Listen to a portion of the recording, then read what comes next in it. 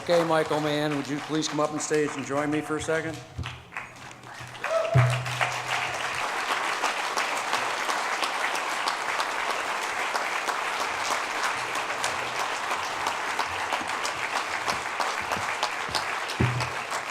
It's all your fault. Thank you. It is my fault. Michael, on behalf of the DEA Educational Foundation and all the men and women of the Drug Enforcement Administration, current and past, I want to present this Lifetime Achievement Award Eagle to you, which weighs a ton.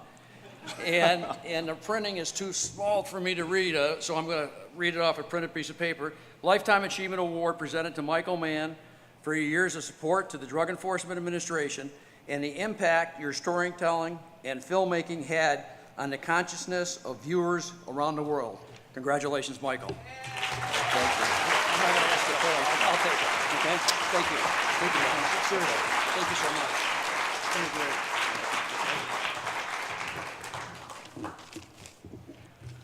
Thank you so much. I really appreciate all the history of the time I spent with a lot of people in this room. Some people who aren't in this room, and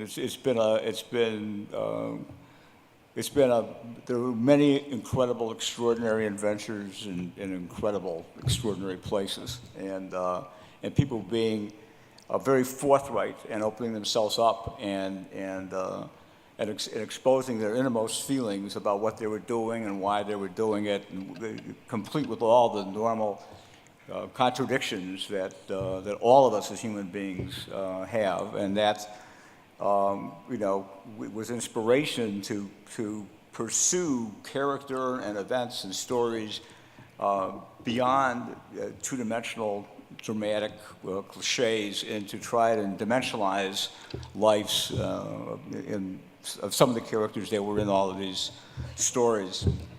I particularly want to thank Bill Alden, who I've known for a long time, and Tony Williams for the beautiful things he said.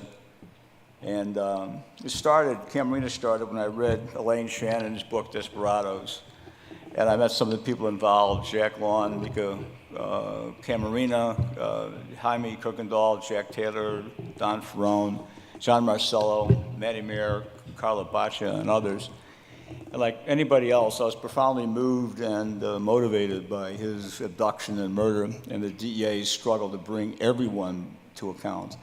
By the late 70s, early 80s, I had acquired a fair layman's understanding of drug trafficking, the multiplication of value from the farm to the arm, the allure of easy money and the very strong appeal, and the role drug trafficking profits can play in the dark regions of global politics, as first laid out in McCoy's book, The Politics of Heroin in Southeast Asia. I had been up in northern Thailand in the early 80s with Richie LaMagna, and in the 90s with Don Ferrone, and later crossed border in the Shan Mountains with the legendary Bill Young. Through Don, I received a real insight and marveled at the complexity of those DEA operations pulled off in very tenuous places with questionable allies against Kun Sa and the Shan United Army, when that region produced about 70% of the world's opium supply. On Camarena and subsequent projects, I met incredibly bright, proficient people. There was the late Bill Moakler, whose analytical prowess produced the blueprint, like an X-ray, of Pablo Escobar and the Medellin cartel's operational structure of how they moved money and how they organized themselves, which is what made them vulnerable to the DEA, for the DEA to be able to attack and take them down. There was Jaime Kuykendall and everyone on Operation Leyenda, and their unrelenting, extraordinarily aggressive pursuit of Camarena's killers, where the DEA basically became a homicide bureau with one victim, and the gloves really came off. It destabilized trafficking organizations in Mexico for a significant amount of time. And the implacable persistence of my friend Don Ferrone pushing operations in Bolivia, Thailand, the Golden Triangle, and on the Mexican border.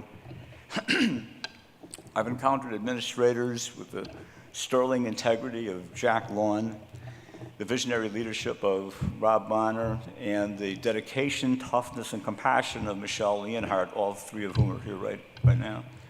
And I've come to know the sacrifices of Camarena and his family, of other effective agents, which is why they were targeted, like Mike Powers, whose wife was killed in Chiang Mai.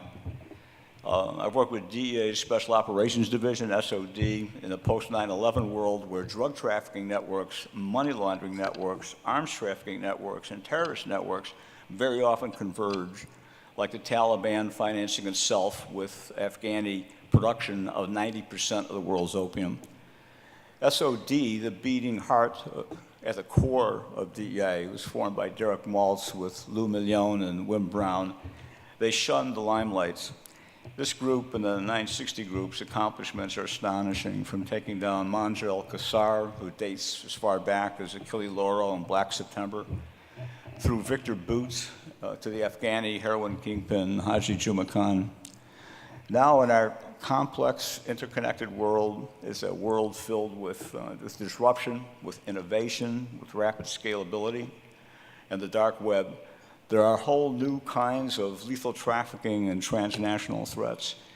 This room is filled with men and women who have the skill sets, they have the boldness to pull off operations that are incredible anywhere, including the most dangerous and ungovernable places on the planet. So you are here to thank me, which I appreciate, but I want to thank you. It's always a revelation when I've worked with you, and it's an honor to know you. So thanks very much. Thank you.